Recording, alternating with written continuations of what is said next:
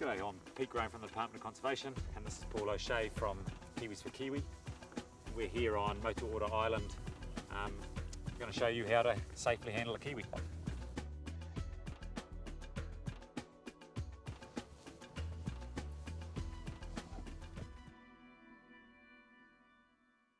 So get all your gear ready before they get the bird out, so that it's a lot easier when the bird comes out of the box or out of the bag.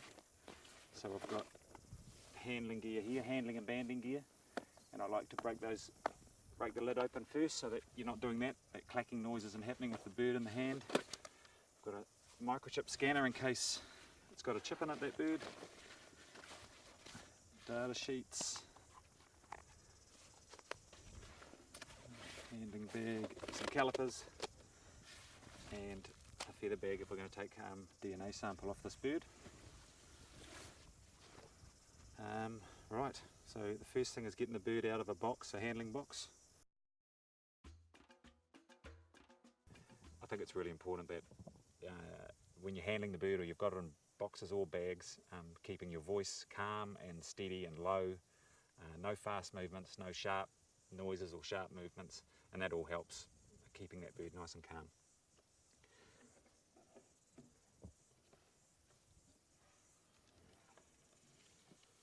So with these boxes with these nice perspex lids on, I just push it open a little bit so that I can get my hand in underneath and the bird still can't jump out. So if I just reach in underneath here now, grab the side of the bird and just slide down until you get to his feet.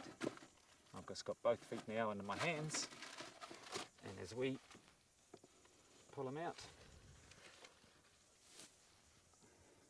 then I'll just slide my index finger between his legs so that his legs aren't being pushed together. They're not designed to have the legs pull together. And if Paul can now bring me a little bit of tape, we can just bind those legs up. I might need another piece by the look. So we just wrap right that round and finish it off so that he can't struggle move his legs. And now we'll get him down until where we're going to handle him. The bird, all the weight of the bird is on my hand and forehand. So I've got my hand nice and flat, and the bird's actually resting on my arm. I'm not actually lifting him with the feet end. It's all that weight's leaning. He's just lying back on my arm, and the feet is just being held as a restraint, so he can't kick out. But he seems really comfortable there and really secure. So if he's nice and secure, he won't struggle or struggle less, and he's much easier to handle, and you'll get this process done a lot quicker. Sometimes if the bird does start to struggle and stress and start kicking out, you can lift the bird up and hang him and let him calm down, and then just lay him back down into your arm, and that'll often be enough to calm them down again. You obviously don't want to try and restrain the bird with this hand by holding him tight. You don't want to crush him, so there's no weight going on the bird except him sitting on my hand. I guess there's another method that you could use is burying the bird's head and keeping that dark. So I'll sometimes lift him and put his head under my shirt, or maybe put the handling bag over the bird's head, and that sometimes works, but it also, some birds don't like having their head covered up, so it's a bit of trial and error with each individual bird. So the first thing we do usually when we're handling is to weigh the bird, and it's good practice to be able to see how the condition changes on that bird. So it's a bird this size we would weigh with a 5 kg hanging balance, and we slip the lower hook in underneath the tape that we've just put on. And again, if the bird's already metal banded, you need to ensure that hook's not going in underneath the metal band as well, so that when you're hanging it, it's not the metal band that's taking the weight, it's this nice soft electrical tape. So if I hang him up now, making sure that nothing of the bird's touching the ground, gently let him go. It's 2,100 grams. So if Paul can just grab that data sheet there, and we'll write that down. Really important to get that data down as you go, rather than trying to remember it and then remember adding that in later on. I think that data's valuable. The next thing will be bill length. So we're measuring the length of the bill from up here where the sear is, the end of the sear, to the very tip. And you have to bear in mind that this is a really delicate piece of equipment for the Kiwi, very sensitive at the last 1.5 centimetres. So a huge amount of care around measuring the bill. We measure the bill with engineer's calipers, and they're really sharp. They've got sharp hooks on them and sharp edges, so you need to make sure that you're not poking the bird with these sharp edges, and you're not putting any pressure on that growing tip of the bill. Often you'll be handling in pairs, so someone else could hold the feet while the bill's being measured. Normally when I'm doing it by myself. So I roll the bird over onto his tummy, gently squeeze his legs together in between my knees. So he's lying on my lap. I've got 2 free hands now, and I can measure the bird's bill. Come here. So if you're wanting to change the length of your caliper, making sure that you're not pushing on the bird as you're altering that. We're going again from that top sear to the very tip, and that's our bill measurement here. We could also gauge the condition of the bird. You're looking at how much meat is around the hips and the bum of the bird, and then also seeing what sort of condition is in over the ribs. So I'm running my fingers, feeling for the bones coming through the ribs. This bird is in really good condition.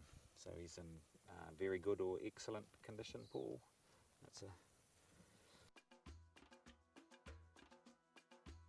So for the handling and the banding, I'm going to get Paul to give me a hand. As I'm handing the bird over, I'm obviously handing the feet first. Paul put his arm in underneath for the bird to be able to rest on, and when he's got something to press on again, he's got that weight taken off him, that's where he's going to be comfortable. So I'll go through the process of putting a transmitter on the bird now. So I want to turn the transmitter on to make sure that it's going. So we've got a transmitter that's ticking. We use a baby band, and I'm going to put this transmitter on this bird's left leg. It's coming above the tarsus here, above the elbow, what looks like the elbow of the bird or the knee. And that's about where we want it to be. The band will slide around the bird's leg, so we can, but it's not too tight that it's going to come and drag over that joint.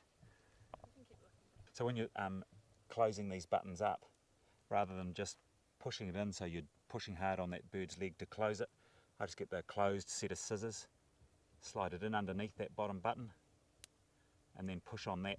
So you're pushing on the scissors rather than pushing on the bird's leg, and we just trim off that little extra. So the transmitter's sitting there now. It's nice and loose. It can move around the bird's leg, but it's not going to come over that joint. We use that tail that I've cut off to be a feeder for the tape that I'm going to add to this band. So we're adding nitto tape or electrical tape on top of the baby band to add strength to it. And I'm starting on a nice broad bit, rolling that band around, trying to not get feathers underneath.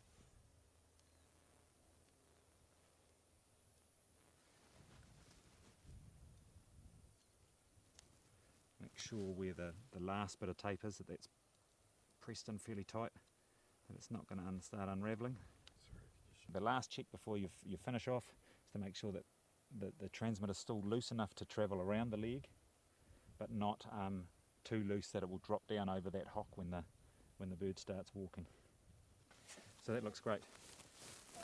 So the next thing we're going to do, hand them back, and again, first thing you do is grab the feet.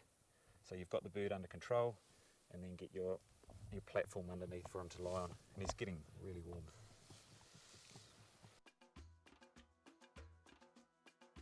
So we're just going to put this bird back in the box. So the first thing you need to remember is that you've taped his legs up. So they need to be undone. scissors go right in underneath so you can see the other, so you know that you're not going to cut the bird. You can see both ends of the scissors before you cut. And now you've got full control in your hand again. You have to make sure that you're not going to let them go. So the putting into the box is much the same as lifting out of the box. His feet are free. I'm going to sit him in.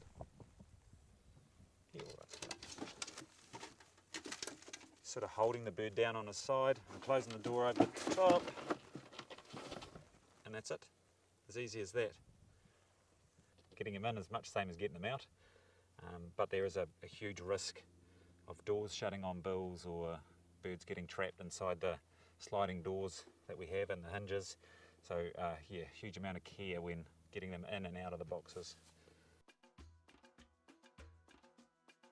Okay, so when I'm putting the bird, I've got him in my nice safe handling position.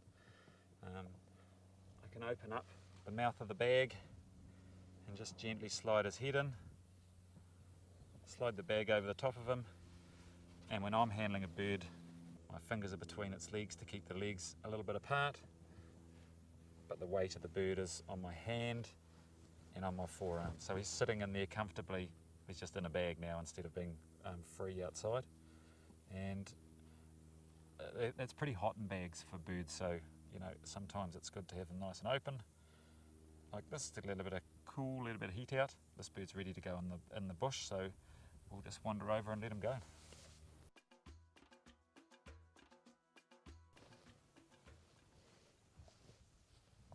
So this is putting him back into a burrow or into a roost. Slide him out of the bag, still holding onto the feet, still doing the same handling as we did before. And I'm just going to tip him around so that his head's pointing in the direction I want him to go.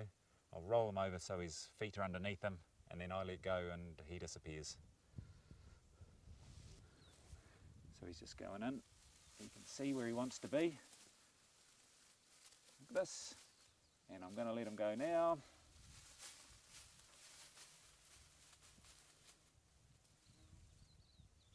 If we just move away quietly, he might just stay there, and our job is done.